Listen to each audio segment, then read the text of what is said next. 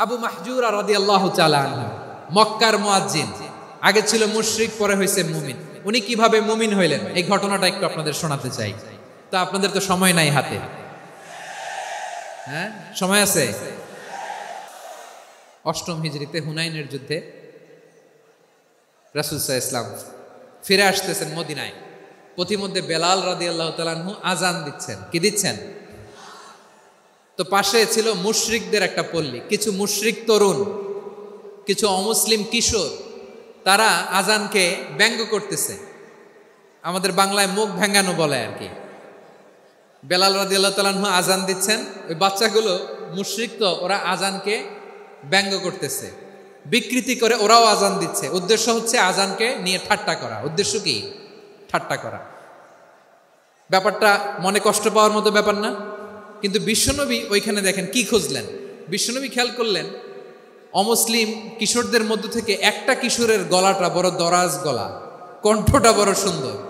খেয়াল করে দেখলেন যে কিছু কিশোর বেলালের আজানকে ব্যঙ্গ করে, বিকৃতি করে, কিন্তু একজনের কণ্ঠ দেখতে পাচ্ছেন না এত দূরে, কিন্তু কণ্ঠটা বড় সুন্দর, দরাজ গলা। বিশ্বনবী সাহাবীদেরকে বললেন, ধরো এগুলারে, ধরো। সবগুলারে ধরে বিশ্বনবীর সামনে আনা হলো। ওরা হাঁটু গেড়ে বসলো। বিশ্বনবী বললেন, তোমাদের মধ্যে কে যেন ব্যঙ্গ করে আজান দিচ্ছিল, তার গলাটা বড় উঁচু, গলার বেসটা বড় মজবুত, মেলোডিয়াস, সুমধুর কণ্ঠ। কে? আবু মাহজুরা বলে, আমার বন্ধুরা সবাই আমার দিকে আঙ্গুল দেখায়, আমি পড়ে গেছি বিপদে। রাসূল সাল্লাল্লাহু আলাইহি ওয়াসাল্লাম বাকি অমুসলিম তরুণদেরকে ছেড়ে দিলেন, বললেন তোমরা যাও। এবার আবু মাহজুরারে পাইছে। আবু মাহজুরার চুলের মধ্যে হাত দিলেন বিশ্বনবী, মাথায় হাত দিয়ে বললেন, এবার আজান দাও দেখি। আবু মাহজুরা বলে, আমি তো আজান দিতে জানি না, কারণ আমি তো বেলালেরটা শুইনা দিছি, আমার তো মুখস্থ নাই, আমি তো আজান দিতে জানি না। বিষ্ণু বললেন, জানো না? তাহলে আসো, আমি তোমারে শিখাই দেই। সুবহানাল্লাহ পড়া। আবু মাহজুরা হাঁটু গেড়ে বসে, বিশ্বনবীর মোবারক হাত আবু মাহজুরার চুলের মধ্যে। বিশ্বনবী আজানের মুআল্লিম আবু মাহজুরাকে বলতেছে, ঠিক আছে তোমারে শিখাই দিচ্ছি, আমি যা যা বলবো আমার সাথে সাথে বলো, পারবা? আবু মাহজুরা বলে, পারবো। বিশ্বনবী আজান দিচ্ছেন মাথায় হাত দিয়ে, আল্লাহু আকবার, আল্লাহু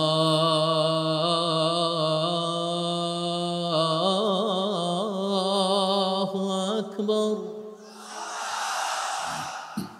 আবু মাহজুরা এই বাক্যটা পড়লেন। বিশ্বনবী দ্বিতীয় বাক্য পড়তে আরম্ভ করলেন, আল্লাহু আকবার, আল্লাহু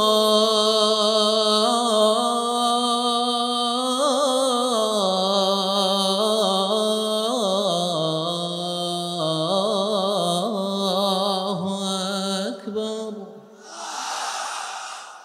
আবু মাহজুরা এই বাক্যটাও বললেন। বিশ্বনবী আবু মাহজুরার মাথার মধ্যে হাত দিয়ে তৃতীয় বাক্য পড়লেন, আশহাদু আল্লা ইলাহা ইল্লাল্লাহ,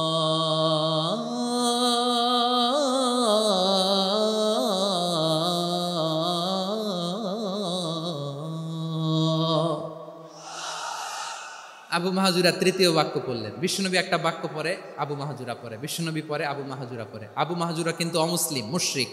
আবু মাহজুরা বলে, এক একটা বাক্য পড়ি আমার কলিজাটা গলে ঠান্ডা হয়ে যায়।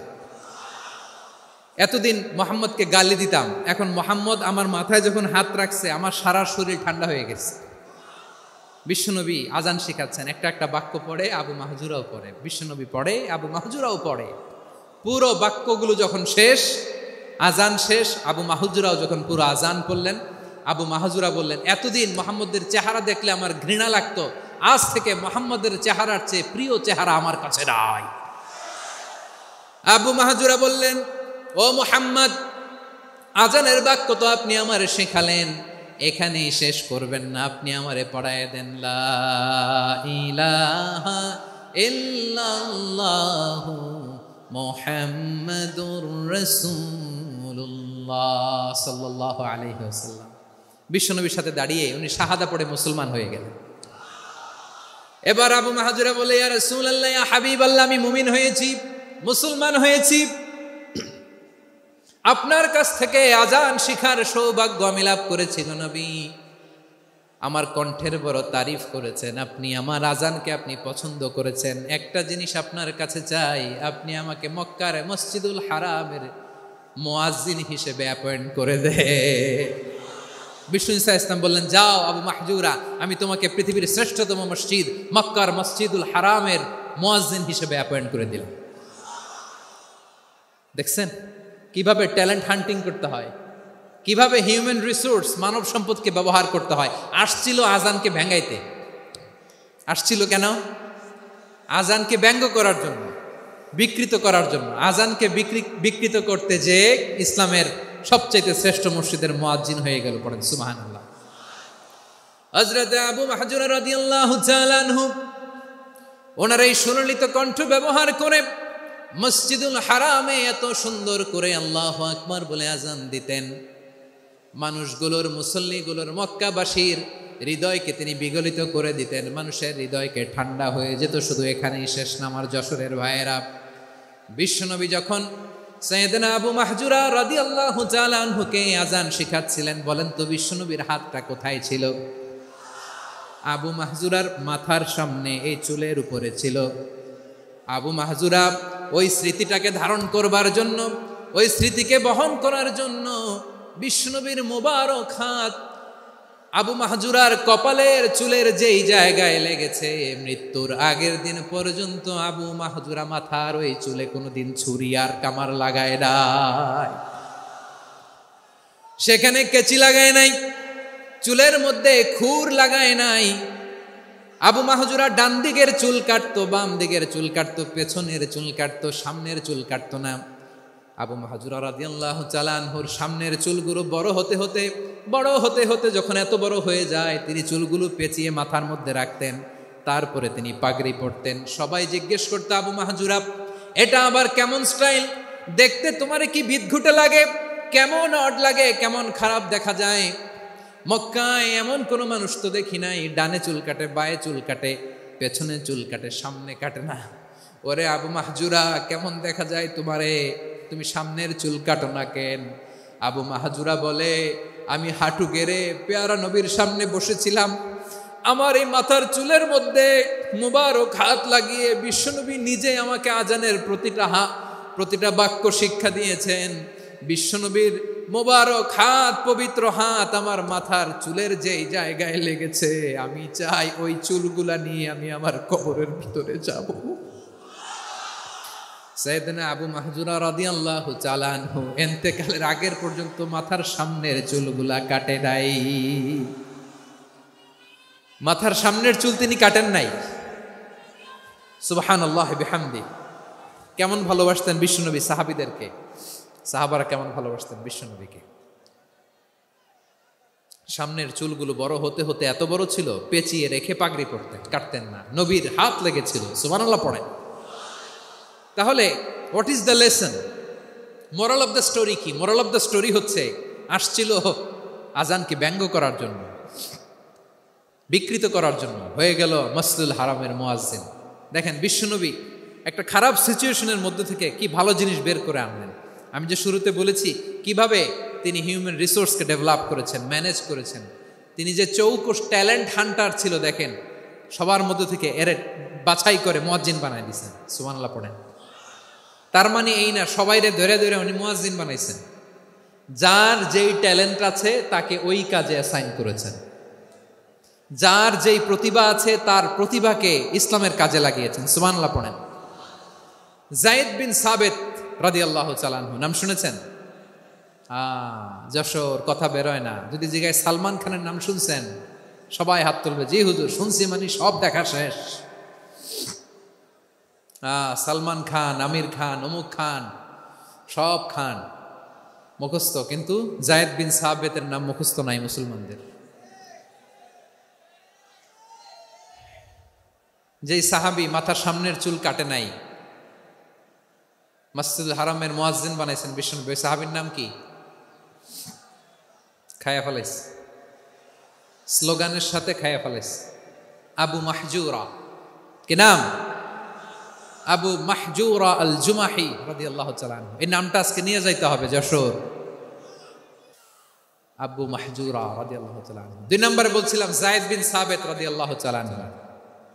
বিশ্বনবী দেখলেন মদিনার এই আনসারী সাহাবী হাইলি ট্যালেন্টেড, ইন্টেলেকচুয়াল, মেরিটোরিয়াস, জ্ঞানের প্রতি তার আকর্ষণ, মারাত্মক আকর্ষণ। বিশ্বনবী তাকে দায়িত্ব দিলেন, কোরআন যা নাজিল হয় তুমি লিখো, কাতিবুল ওয়াহি বানায় দিলেন। সুবহানাল্লাহ। যায়েদ বিন সাবিতরে আবার আজান শিখান নাই, কারণ তার মধ্যে বিশ্বনবী প্রতিভা দেখেছেন, একাডেমিক প্রতিভা। বিশ্বনবীর একাডেমিক প্রজেক্টগুলো তিনি হ্যান্ডেল করতেন। যায়েদ বিন সাবিত ছিল বিশ্বনবীর ব্যক্তিগত সচিব। কি ছিল? ব্যক্তিগত সচিব। বোঝেন নাই? বিশ্বনবীর ব্যক্তিগত সচিব এবং দুভাষী। ইহুদিরা কিছু লিখে দিলে এটার অর্থ বিশ্বনবীরে বুঝায় দিতেন, আবার ইহুদিদের কাছে কিছু লিখতে হলে তিনি লিখে দিতেন। বিশ্বনবী একদিন বললেন, ইন্নী ওয়াল্লাহি মা আমানু ইয়াহুদা আলা কিতাব। ইহুদিরা যে চিঠি পাঠায় অর্থ তো বুঝি না, আরেক ইহুদি আইনে অর্থ করা লাগে। আবার ইহুদিদের কাছে কিছু লিখে পাঠাইতে চাইলে আমরা তো লিখতে পারি না, ইহুদিরে দিয়ে লেখা লাগে। ওরা যে পয়রা শোনায় লিখে দেয়, আমি ওদের বিশ্বাস করি না। আমার নিজের একজন লোক দরকার। বিশ্বনবী এই যায়েদ বিন সাবিতকে চুজ করলেন ল্যাঙ্গুয়েজের জন্য। উনি বললেন, যায়েদ, তোমার সফট স্কিলকে ডেভেলপ করতে হবে, তুমি হিব্রু ল্যাঙ্গুয়েজ শিখে ফেলো। যায়েদ বিন সাবিত বলল, বিশ্বনবীর মোটিভেশন আর ইন্সপিরেশন পেয়ে আমি 15 দিনে ইহুদিদের এই হিব্রু ল্যাঙ্গুয়েজ শিখে ফেললাম। শুধু শিখে ফেললাম না, হাত্তা হাদিকতু, even I became master in the language. এই ভাষা আমি পারদর্শী হয়ে গেলাম। এরপরে ইহুদিরা চিঠি লিখে পাঠালে আর কোনো ইহুদি ডাকা লাগতো না, আমি নবীর এটার অর্থ শুনে পরে বুঝাই দিতাম। আবার ইহুদিদের কাছে চিঠি লেখা লাগলে আমি যায়েদ বিন সাবিত চিঠি লিখে দিতাম। সুবহানাল্লাহ। দেখেন, এত সাহাবীর মধ্যে থেকে বিশ্বনবীর একাডেমিক প্রজেক্ট, ব্যক্তিগত সচিব, দোভাষী হিসেবে তিনি যায়েদ বিন সাবিতের মতো তরুণকে নির্বাচিত করেছেন। কেমন ট্যালেন্ট হান্টার ছিল আমার নবী। সুবহানাল্লাহ পড়বেন না? বিশ্বনবীর ইন্তেকালের পরে সাইয়েদনা আবু বকর রাদিয়াল্লাহু তাআলা আনহু যখন খলিফা হয়ে আসলেন, কোরআনকে সংকলনের দায়িত্ব দেয়া লাগবে, কোন সাহাবীকে দিবেন? সব সাহাবারা মিলে পরামর্শ করলেন। সাইয়েদনা আবু বকর, ওমর সবাই মিলে এই বিশাল কোরআন সংকলনের গুরু দায়িত্ব বিশ্বনবীর ব্যক্তিগত সচিব, বিশ্বনবীর দুভাষী, বিশ্বনবীর সিলেক্ট করাই লোক যায়েদ ইবনে সাবিত রাদিয়াল্লাহু তাআলা আনহুকে দিয়েছে। কোরআনের কপি তো আজকে এখানে রাখে নাই। এই যে আজকের যে কোরআন পড়েন, এটা আগে এরকম ছিল না। কোরআন নাজিল হলে সাহাবারা চামড়ার, ওটের চামড়ায় লিখে ফেলতেন, ওটের চ্যাপ্টা হাড্ডির মধ্যে লিখে ফেলতো, গাছের গুড়ির মধ্যে লিখে ফেলতো। বিভিন্ন জনের কাছে ছড়ানো ছিটানো ছিল। আবু বকর রাদিয়াল্লাহু তাআলা আনহু একসাথে করলেন, পরবর্তীতে উসমান রাদিয়াল্লাহু তাআলা আনহু একসাথে করলেন। 114 সূরার এখন এই মুসহাফ, এই কম্পাইলেশন, এই কপি আমরা পেয়েছি, যার হিউজ কন্ট্রিবিউশন ছিল। এই পুরো কোরআন কম্পাইলেশনের প্রজেক্ট ম্যানেজার ছিল যায়েদ বিন সাবিত রাদিয়াল্লাহু তাআলা। কোরআন কম্পাইলেশনের প্রজেক্ট ম্যানেজার। দেখেন, উনারে মাথায় হাত দিয়ে আজান শিখায় নাই। সুবহানাল্লাহ কইবেন না? তাহলে প্রথম সাহাবী আবু মাহজুরাকে মুয়াজ্জিন বানাইলেন, যায়েদ বিন সাবিতকে ব্যক্তিগত সচিব আর দোভাষী বানালেন, মুসআব ইবনে উমাইর রাদিয়াল্লাহু তাআলা আনহুকে ইসলামের প্রথম অ্যাম্বাসেডর বানালেন। তাহলে তৃতীয় নাম্বার একজন সাহাবীর নাম বলছি, মুসআব ইবনে উমাইর। মুসআব কি নাম? নামটা কেমন লাগে? এই কয়েকজনের ভাল লাগে, বাকিদের ভাল লাগে না? ভাল লাগে? এই এই আর কয়েকটা মিনিট দেওয়া যাবে না আমাকে আল্লাহর রাস্তে? হ্যাঁ, ঠিক আছে। আমি তোমাদেরকে ভালোবাসা দেখাবো, দোয়া করবো, যদি চুপ থাকো, একেবারে চুপ, কষ্ট সহ্য করো, বাকিরা যা সওয়াব পাবে তোমরা ডবল পাবা, যেহেতু কষ্ট বেশি, কিন্তু চুপ। 3 নম্বর সাহাবীর নাম মুসআব। এই ধাক্কাধাক্কি কেন? ধাক্কাধাক্কি কেন রে ভাই? না না না, এরকম হইলে আসবো না যশোর, আমি আর আসবো না। হয় পিছনে চলে যাও, নাহলে চুপ, ধাক্কাধাক্কি নাই। 3 নম্বর সাহাবীর নাম মুসআব। কি নাম? He was the first ambassador in Islam. ইসলামের প্রথম ডিপ্লোম্যাট, প্রথম কূটনৈতিক, ইসলামের প্রথম কূটনৈতিক, ইসলামের প্রথম ডিপ্লোম্যাট, প্রথম অ্যাম্বাসেডর মুসআব ইবনে উমাইর। মক্কার তরুণ যুবক, উনি পারফিউম লাগাইলে মানুষ দেখলেই বুঝতো এটা মুসআব লাগাইছে।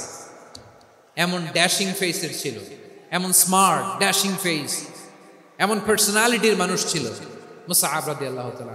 কারণ যিনি ইসলামের স্পোকম্যান হবেন, মুখপাত্র হবেন, তার স্মার্ট হওয়ার দরকার আছে না নাই? আকাবার প্রথম শপথ যখন হলো, তাদের সাথে বিষ্ণু ইসা ইসলাম মদিনাতে একজন মুখপাত্র পাঠালেন, ডিপ্লোম্যাটকে পাঠালেন, অ্যাম্বাসেডর অফ ইসলাম। তিনি হচ্ছেন মুসআব ইবনে উমাইর। পড়েন সুবহানাল্লাহ। বিশ্বনবী দেখলেন সে অনেক স্মার্ট, তার ডেডিকেশন আছে, সিনসিয়ারিটি আছে, এবং মদিনায় যে আউস খাজরাজ গোত্রের নেতাদের সাথে ডিল করতে হবে, ইহুদিদের সাথে ডিল করতে হবে, ওখানে একজন পাক্কা জানু খেলোয়াড়ের দরকার আছে না নাই?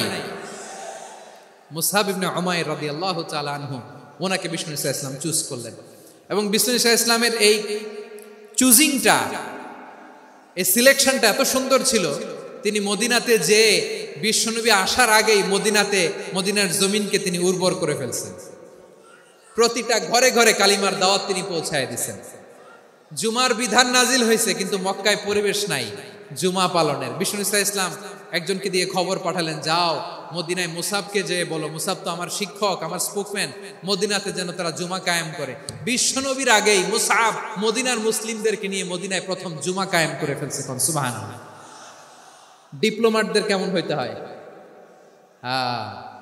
অ্যাম্বাসেডারের কেমন হইতে হয়, মুসআব রাদিয়াল্লাহু তাআলা আনহুর কাছ থেকে শিখে নাও। মুসআব নামটা কেমন লাগে? যশোর যাদের সন্তান হবে, ছেলে সন্তান, আমার রাস্তায় পাইলে সবাই জিজ্ঞেস করে, হুজুর একটা নাম দেন, আমার ছেলে হবে। যশোরবাসীর জন্য আমি একটা নাম দিয়ে দিলাম, নাম রাখতে হবে মুসআব। কি নাম? নামটা যাদের ভাল লাগে, ছেলে সন্তান অনাগত আসবে, মনে চাইলে নাম রেখে দিবেন মুসআব রাদিয়াল্লাহু তাআলা আনহুর নামে মুসআব। তাহলে মুসআব রাদিয়াল্লাহু তাআলা আনহুকে বিশ্বনবী ল্যাঙ্গুয়েজ শিখান নাই, সফট স্কিল শিখান নাই। যায়েদ রাদিয়াল্লাহু তিনি হিব্রু ল্যাঙ্গুয়েজ শিখেছেন, সুরিয়ানি শিখেছেন, কিন্তু মুসআবকে তিনি বানিয়েছেন the spokesman of Islam, the first diplomat, the ambassador of Islam. সুবহানাল্লাহ পড়বেন না? আব্দুল্লাহ ইবনে আব্বাস রাদিয়াল্লাহু তাআলা আনহু বিশ্বনবীর কাজিন, চাচাতো ভাই। আবার মাইমুনা রাদিয়াল্লাহু তাআলা আনহু, মাইমুনা নবীর স্ত্রী, তিনি ছিলেন আব্দুল্লাহর আপন খালা। তো নবীর বউ যদি উনার খালা হয়, নবী তার কি? বুঝে নাই, নবী তার কি? খালু। তাহলে সম্পর্ক অনেক গভীর, কাজিন আবার খালু। ছোট্ট মানুষ, তাই রাতে মাঝে মাঝে ঘরে থাকতো। বিশ্বনবী দেখলেন আব্দুল্লাহ যেহেতু আমার ঘরে ঢুকতে পারে, আব্দুল্লাহরে এই উম্মতের বড় শিক্ষাবিদ বানাইতে হবে। কথা বোঝে নাই? আব্দুল্লাহকে কি বানাইতে হবে? শিক্ষাবিদ, এডুকেটর অফ দিস উম্মাহ, এই উম্মার শিক্ষাবিদ বানাইতে হবে। তাই আব্দুল্লাহ ইবনে আব্বাসকে বিশ্বনবী হাতে কলমে শিক্ষা দিয়েছেন।